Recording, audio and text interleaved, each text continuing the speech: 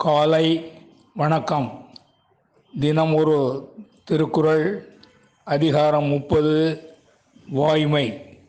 குறள் 300.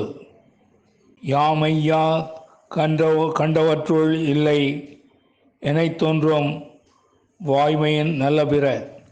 மீண்டும், யாமையா கண்டவற்றுள் இல்லை எனத் தோன்றும் வாய்மையின் நல்ல பிற.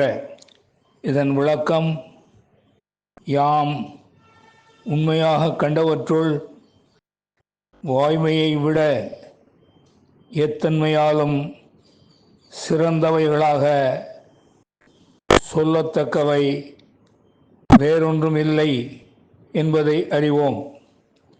மீண்டும், யாம் உண்மையாக கண்டவற்றுள் வாய்மையை விட எத்தன்மையாலும் சிறந்தவைகளாக சொல்லத்தக்கவை வேறொன்றும் இல்லை என்பதை அறிவோம்.